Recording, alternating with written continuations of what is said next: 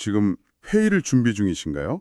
아니면 복잡한 모니터 앞을 잠시 떠나서 맑은 공기를 마시며 걷고 계신가요? 어디에 계시든 오늘 아주 잘 찾아오셨습니다. 네, 당신이 어디에 있든 오늘 우리는 오직 당신을 위해 맞춤 제작된 아주 깊고 흥미로운 지식의 여정을 떠날 거거든요. 끊임없이 배우고 탐구하는 당신을 위한 시간이죠. 맞습니다.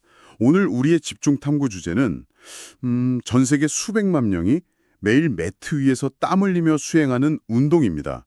바로 필라테스의 가장 상징적인 동작인 헌드레드입니다. 프랑스어로는 라 센텐이라고도 부르는 아주 유명한 동작이죠. 오늘 이 깊은 탐구의 분석을 이끌어줄 핵심 출처는 파리 바이오 필라테스의 최고 경영자이자 스ታት 필라테스 강사인 캐롤린 베르제드 페미니의 전문 강의 자료입니다. 제가 이 자료를 처음 접했을 때 사실 좀 놀랐어요. 단순한 동작 매뉴얼을 완전히 넘어서는 내용이었거든요. 그냥 동작 순서를 나열한 게 아니라는 말씀이시죠? 네, 헌드레드라는 단 하나의 동작 안에 해부학, 생체역학, 그리고 신경 생리학이 어떻게 완벽하게 교차하는지 뭐랄까 아주 정교한 논문 같았습니다. 그래서 오늘 우리의 미션은 아주 명확합니다. 단순히 운동을 어떻게 하느냐를 짚어보는 게 절대 아니에요. 그렇죠. 그 이면을 보는 거죠. 네, 헌드레드 동작을 수행하는 그 짧은 시간 동안 우리 몸과 뇌에서 도대체 어떤 놀라운 교향곡이 연주되고 있는지 과학적이고 해부학적인 시선으로 낱낱이 파헤쳐보는 겁니다. 정말 흥미로운 여정이 될 겁니다. 자, 이걸 한번 본격적으로 파헤쳐볼까요? 사실 조세 필라테스가 이 동작을 세상에 처음 내놓은 게 무려 1920년대잖아요. 네, 100년도 더 전의 일이죠. 지금으로부터 한 세기 전에 이미 이런 신경 근육학적 통찰을 바탕으로 움직임을 설계했다는 사실 자체가 저는 너무 신기하더라고요. 그 시대적 배경을 조금 들여다보면 조세 필라테스의 철학이 당시에 얼마나 이단적이었는지 알 수 있습니다. 1920년대면 보통 어떤 분위기였나요? 당시 주류 체육계나 피트니스 문화는 오로지 무거운 바벨을 들어 올리는 스트롱맨들의 시대였어요. 눈에 확연히 보이는 크고 우람한 겉근육을 부풀리는데 모든 초점이 맞춰져 있었죠. 아, 보디빌딩의 초기 형태 같은 거였군요. 맞습니다. 하지만 조세 필라테스는 체조, 무술, 무용, 심지어 그 당시로서는 되게 생소했던 물리치료의 개념까지 결합을 해서 완전히 다른 곳으로 시선을 돌렸습니다. 겉으로 보이는 근육이 아니라 다른 곳이요? 네, 그는 척추와 골반의 중심을 지지하는 보이지 않는 근육들, 그러니까 심부 안정화 근육의 중요성을 꿰뚫어 본 겁니다. 헌드레드가 바로 그 보이지 않는 깊은 곳의 근육을 깨우기 위해 고안된 거군요. 그렇죠. 당시로서는 시대를 한참 앞서간 엄청나게 아방가르드적인 움직임이었습니다. 남들이 다 겉모습에만 집중할 때 보이지 않는 몸의 기둥에 주목했다는 게 참 대단하네요. 통찰력이 엄청난 거죠. 그런데 제가 이 자료를 읽다 보니까 헌드레드를 어디서 하느냐에 따라서 우리 몸이 겪는 물리적인 환경이 완전히 달라진다는 설명이 유독 눈에 띄더라고요. 아, 매트 위에서 할 때와 리포머라는 기구 위에서 할 때의 차이 말씀이시죠? 네, 맞아요. 이게 약간 이런 느낌이랄까요? 매트 위에서 헌드레드를 하는 건 그 거센 폭풍우 속에서 아무런 장비 없이 맨몸으로 꼿꼿이 버티는 것과 같아요. 아주 적절한 비유네요. 반면에 리포머 위에서 하는 건 끊임없이 밀려오는 변덕스러운 파도를 타는 서퍼와 같고요. 여기서 매력적인 점은 바로 그 서퍼 비유가 이 두 환경의 본질적인 차이를 아주 정확하게 짚어낸다는 겁니다. 서핑을 할 때는 파도에 맞춰서 계속 균형을 잡아야 하잖아요. 맞아요. 서핑할 때 잔파도의 변화에 맞춰서 몸의 미세한 근육들을 끊임없이 조율해야 하듯이 리포머의 스프링은 우리 몸에 가변적 저항을 제공합니다. 가변적 저항이라면 힘이 계속 바뀐다는 뜻이죠. 네, 캐리지가 움직이고 스프링이 늘어났다 줄어들 때마다 몸에 가해지는 저항값이 실시간으로 달라지거든요. 이 불안정한 환경은 우리 몸의 두 가지 근섬유를 동시에 자극하게 됩니다. 두 가지 근섬이요. 지구력을 담당하는 느린 근섬유와 즉각적인 동적 안정성을 잡아주는 빠른 근섬유가 쉴 새 없이 협력해야만 균형을 유지할 수 있다는 거죠. 아, 그렇다면 반대로 기계적인 보조나 스프링의 탄성이 전혀 없는 매트 위에서는 상황이 완전히 다르겠네요. 오직 중력, 그리고 자기 자신의 체중과 순수하게 싸워야 하잖아요. 바로 그겁니다. 매트 위에서는 외부의 저항이 변하지 않는 대신에 몸의 내재적 제어 능력이 정말 극한으로 시험을 받습니다. 기댈 곳이 전혀 없으니까요. 네, 순수한 등척성 수축, 즉 근육의 길이는 변하지 않으면서 강한 힘을 유지하는 수축만으로 그 무거운 다리의 무게를 버텨내야 합니다.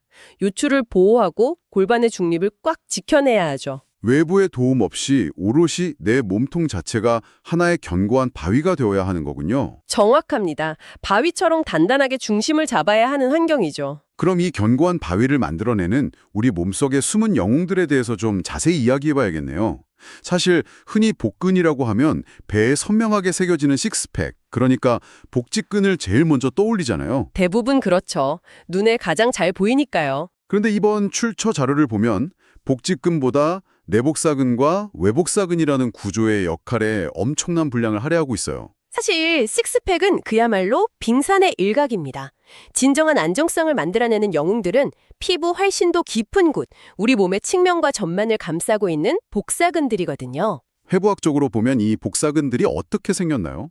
외복사근은 하부 갈비뼈에서 시작해서 골반 쪽을 향해 대각선 아래로 내려옵니다. 반대로 내복사근은 더 깊은 곳에서 골반에서 시작해 위쪽으로 대각선 방향으로 올라가고요. 아, 두 근육의 방향이 서로 엇갈리네요. 맞습니다. 이 둘이 층을 이루면서 서로 십자형 구조로 교차합니다.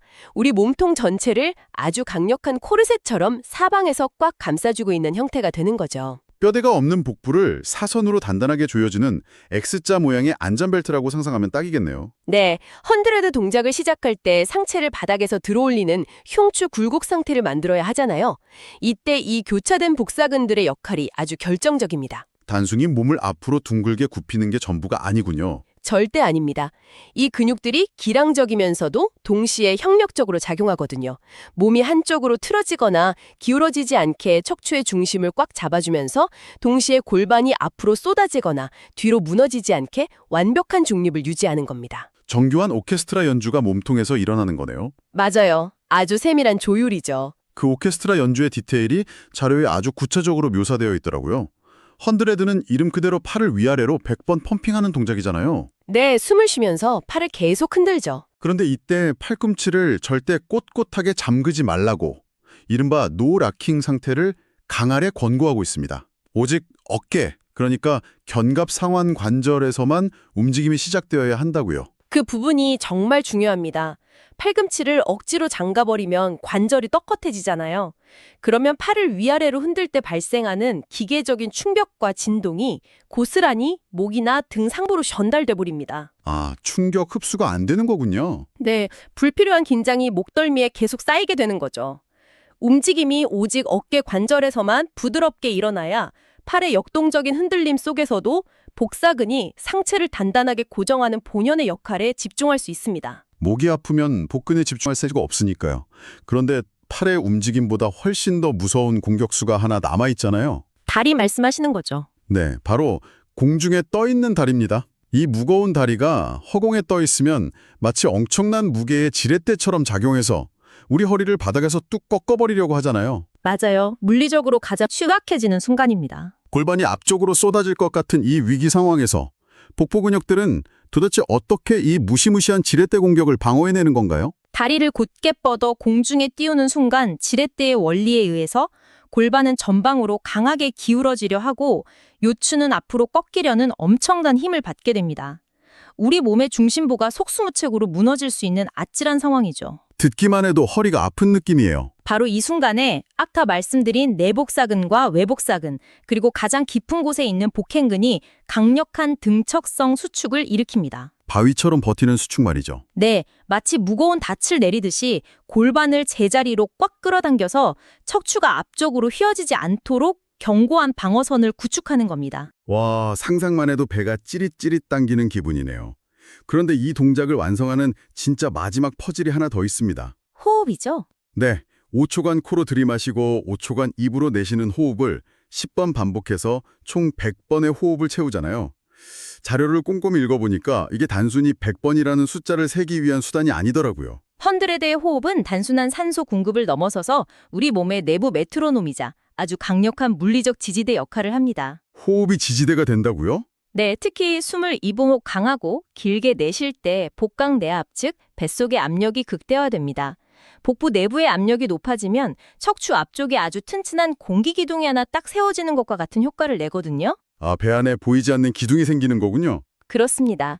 이 공기 기둥과 복사근의 강한 수축이 결합하면서 다리가 허림을 꺾으려 하고 팔이 몸을 마구 흔들어대는 그 극도로 불안정한 상황에서도 척추를 안전하게 보호할 수 있는 겁니다. 와, 호흡이 곧 근육의 수축 타이밍을 조절하는 가장 완벽한 타이머이자 보이지 않는 에어백이었네요. 아주 정확한 표현입니다. 정말 흥미로운 부분은 바로 여기예요. 지금 우리가 이야기한 팔의 펌핑, 다리의 지렛대 방어, 그리고 흉추를 둥글게 마는 굴곡과 호흡 조절까지 이 수많은 복잡한 과정이 어떻게 0.1초의 오차도 없이 동시에 일어날 수 있는 걸까요? 기계도 이렇게 정교하게 맞추긴 힘들죠. 뇌에서 근육으로 도대체 어떤 신호가 오가길래 이런 엄청난 멀티태스킹이 한 번에 가능한 건가요? 이 과정을 세포 단위로 들여다보면 진짜 인체의 경이로운 그 자체를 마주하게 됩니다. 이 모든 교양곡의 총괄 지휘자는 바로 우리 대뇌의 운동피질입니다. 뇌에서 먼저 명령을 내리는 거군요. 상체를 들고 팔을 흔들면서 다리를 버텨라 라는 의도가 형성되는 그 순간 이 전기 신호는 피질 척수로라는 신경 고속도로를 타고 척수를 향해 맹렬하게 내려갑니다. 고속도로를 타고 척수까지 쫙 내려가는 거네요. 네, 그리고 척수에 있는 알파 운동 뉴런이라는 곳에 도달하게 되죠. 뇌에서 출발한 전기 신호가 척수를 타고 내려가서 근육의 문을 두드리는 거군요. 그럼 그 문턱에서는 정확히 어떤 일이 벌어지나요? 신경의 끝자락과 근육이 만나는 접합부에 신호가 딱 도착하면 전기는 화학물질로 모습을 바꿉니다.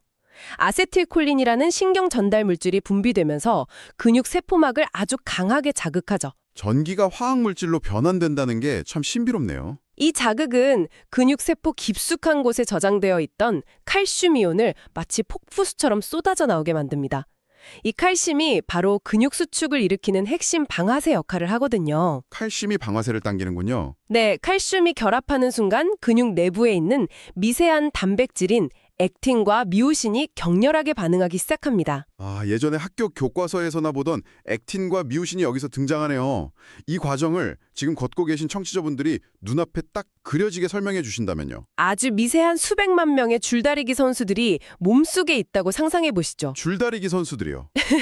평소에는 서로 밧줄을 느슨하게 쥐고 있다가 칼슘이라는 신호탄이 빵 터지는 순간 미오신이라는 선수들이 액틴이라는 밧줄을 향해 일제히 갈고리를 걸고 찰칵찰칵 미끄러지듯이 맹렬하게 당기기 시작합니다. 수백만 명이 동시에 밧줄을 쫙 당기는 거네요. 네, 그 수많은 미세 단백질들의 엄청난 협동과 끌어당김이 모여서 우리가 눈으로 직접 보는 그 역동적인 근육의 수축이라는 결과물을 만들어내는 겁니다. 수백만 명의 미세한 선수들이 일제히 밧줄을 당긴다.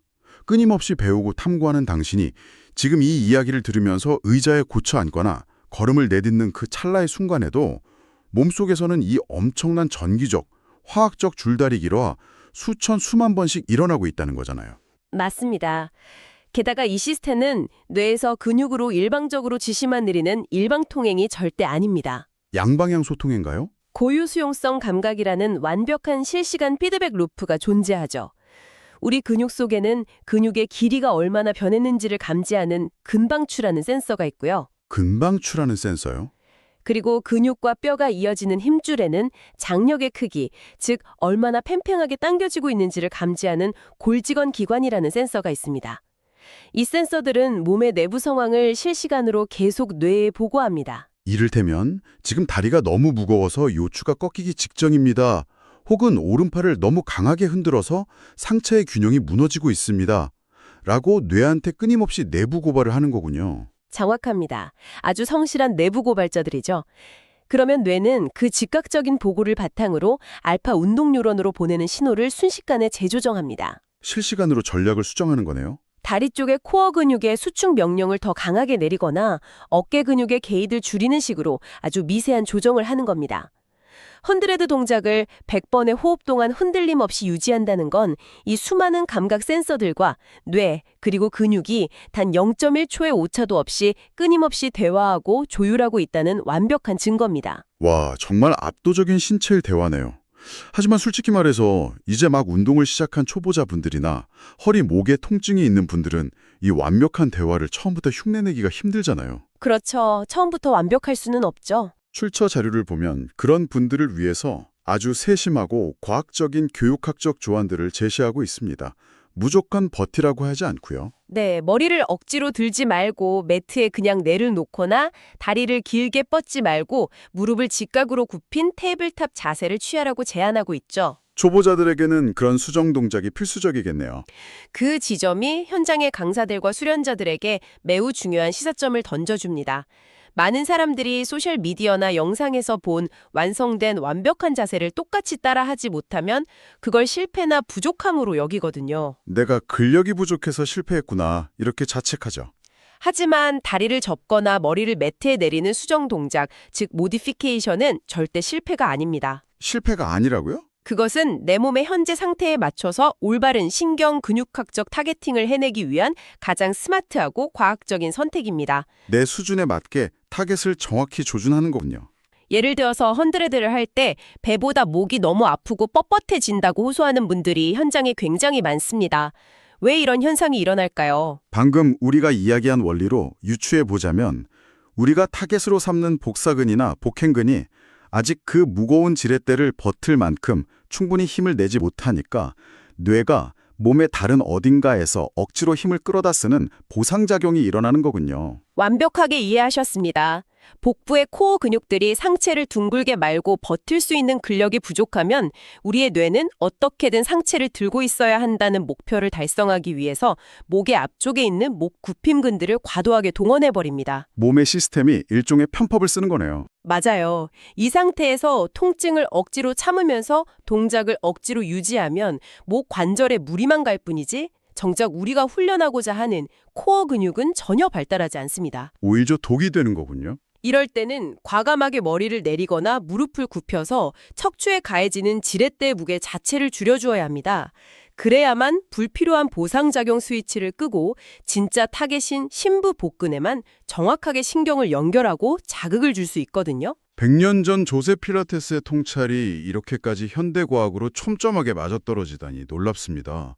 무조건 억지로 참고 버티는 게 오히려 몸의 움직임 시스템을 망치고 있었다는 거네요. 내 몸 상태를 아는 게 먼저죠. 이쯤에서 우리가 분석한 이 고전적인 움직임을 더 큰 그림, 즉 필라테스의 미래와 한번 연결해보면 어떨까요?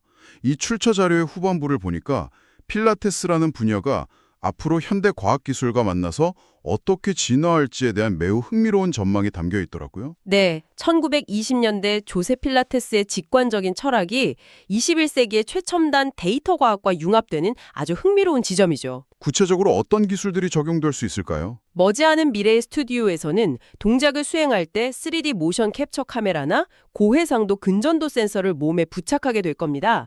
지금까지는 강사의 눈에만 의존해서 자세 교정을 받았잖아요. 그렇죠. 강사님이 눈으로 보고 허리 내리세요 이렇게 하죠. 이제는 그걸 넘어서 오른쪽 내복사근과 왼쪽 외복사근의 미세한 불균형은 없는지, 근섬유 하나하나가 정말 의도한 대로 수축하고 있는지를 실시간 데이터로 눈앞에서 모니터링하며 운동을 하게 될 겁니다. 겉으로 보기엔 완벽한 자세여도 속에서 어떤 근육이 일 안 하고 땡땡이를 치고 있는지 데이터로 다 잡아낼 수 있다는 거잖아요.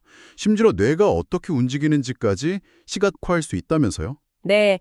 기능적 자기공명 영상 같은 뇌 영상 기술을 활용하면 헌드레드 같은 고도의 협응 동작을 수행할 때 대뇌 피질의 어느 영역이 얼마나 활성화되는지를 시각적으로 매핑할 수 있습니다. 뇌의 지도를 그리는 거군요. 여기서 한 걸음 더 나아가면 스마트 글래스 같은 증강현실 기기의 도입도 예상해 볼 수 있죠. 내 골반의 각도가 1도라도 틀어지면 시야의 즉각적인 경고 피드백이 그래픽으로 뜨는 겁니다. 와, 공상과학 영화 같네요. 그리고 허리에 두른 웨어러블 센서가 호흡을 통한 복강내압의 수치를 실시간으로 측정해서 미세한 진동으로 알려주는 시대가 곧 올 겁니다. 100년 된 고전적인 움직임의 예술이 단 0.1mm의 오차도 허용하지 않는 정밀 과학의 영역으로 진화하는 정말 가슴 뛰는 과정입니다. 그래서 이 모든 복잡하고 방대한 이야기들이 결국 우리에게 어떤 의미를 남길까요? 오늘 우리가 이 깊은 여정을 통해 얻어갈 수 있는 가장 중요한 깨달음은 헌드레드가 결코 흔히 생각하는 뱃살을 빼기 위한 3분짜리 단순 복근 운동이 아니라는 사실입니다. 네, 빌쿨 동의합니다.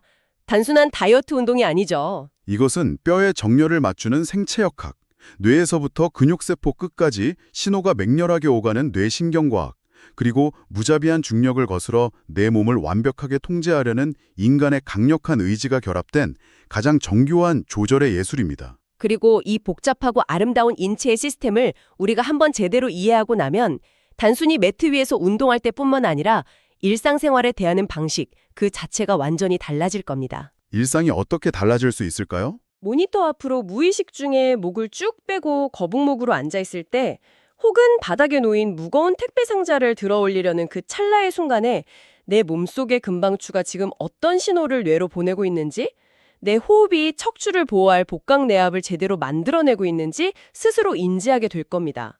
스스로 몸의 소리를 듣게 된다는 거네요. 몸의 기전을 이해하는 지식이 곧 내 일상의 자세와 움직임을 주도적으로 통제하는 강력한 힘으로 전환되는 것이죠. 일상 속의 아주 작은 움직임 하나하나가 훨씬 더 의식적이고 선명해지는 멋진 경험이겠네요. 자, 이제 당신을 위한 오늘의 집중 탐구 시간을 마무리할 시간입니다. 오늘 자료를 덮기 전에 우리가 일상으로 가져가서 곰곰이 씹어볼 만한 마지막 도발적인 질문이 하나 남아있죠. 네.